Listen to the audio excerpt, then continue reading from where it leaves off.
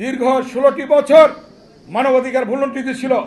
ঠিক সেই সময়ে আবার সেই 8000 মাইল দূর থেকে তারেক রহমান বিএনপির ভারপ্রাপ্ত চেয়ারম্যান সেখান থেকে আন্দোলনে শরীক হয়েছেন এবং সেখান থেকে নেতৃত্ব দিয়েছেন এবং সেখান থেকে তিনি বলেছেন কি কি করণীয়, কি কি করতে হবে।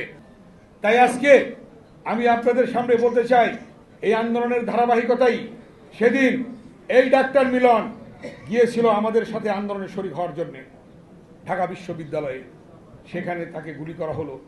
তুমুল গন্ডগোল চলছে, উত্তাল ঢাকা বিশ্ববিদ্যালয়ে গুলি হচ্ছে। এরশাদের পেটোয়া বাহিনীরা, যারা একটি অংশ ছাত্র দলে ছিল, সেই অংশটি ওখানে সেই এরশাদের প্রেতাত্মাদের সাথে মিলে একসঙ্গে গুলি চালিয়েছিল। সেদিন সেই ডাক্তার মিলন শহীদ হয়। এই ডাক্তার মিলন শহীদ হওয়ার সাথে সাথে পেশাজীবী সংগঠনের মধ্যে একটি নতুন মাত্রা যোগ হলো এবং সারা বাংলাদেশে পেশাজীবীরা রাজপথে নেমে গেল।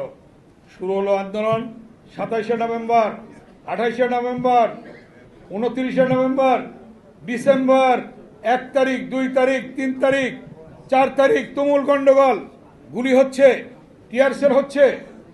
সেখানে আমরা দেখলাম, কি দেখলাম, 4 তারিখে রাত 10টায় এরশাদের পক্ষ থেকে বলা হলো যে পদত্যাগের সিদ্ধান্ত নিয়েছে।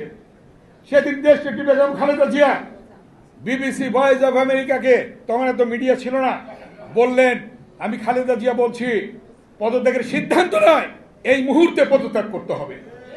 বেগম খালেদা জিয়া এই কথা বলার সাথে সাথে যখন বিবিসি ভয়েস অফ আমেরিকার সংবাদ ভেসে আসলো, আমরা সকলে রাত 12টায় এই প্রেস ক্লাবের সামনে জমায়েত হলাম। জমায়েত হয়ে আমরা তোপখানা রোডে পার্মানেন্ট মঞ্চ করলাম। পার্মানেন্ট মঞ্চ করে সেখানে সমাবেশ শুরু করলাম রাত 12টা থেকে। শুরু হলো 4 তারিখ, 5 তারিখ, 6 তারিখে এরশাদ পদত্যাগ করলো।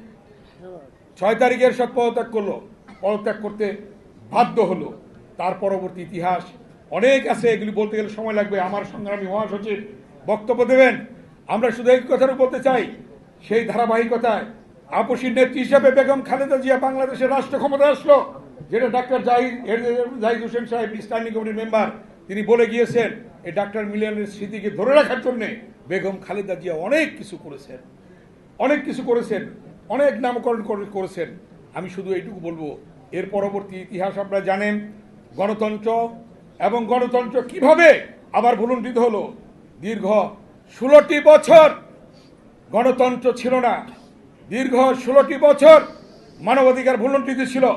ঠিক সেই সময়ে আবার সেই 8000 মাইল দূর থেকে তারেক রহমান বিএনপির ভারপ্রাপ্ত চেয়ারম্যান সেখান থেকে আন্দোলনে শরীক হয়েছেন এবং সেখান থেকে নেতৃত্ব দিয়েছেন এবং সেখান থেকে তিনি বলেছেন কি কি করণীয়, কি কি করতে হবে।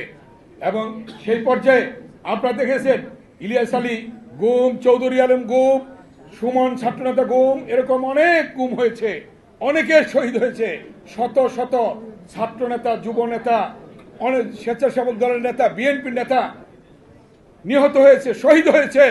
এর পরবর্তীতে সর্বশেষ সেই তারেক রহমানের বক্তব্য সুদূর প্রসারী যে ফয়সালা হবে, দেশ যাবে কোন পথে, ফয়সালা হবে রাজপথে, সুদূর প্রসারী চিন্তা ভাবনা করে এই কথাই তিনি বলেছিলেন। সে রাজপথেই ফয়সালা হলো। সর্বশেষ সেই বিএনপি, সেই তারেক রহমানের নেতৃত্বে সেদিন সেই ছাত্র জনতার গণ অভ্যুত্থান ঘটল। ছাত্র জনতার গণ অভ্যুত্থানের মধ্য দিয়ে এবং প্রায় 4-5 হাজার ছাত্র জনতা শহীদ হলো।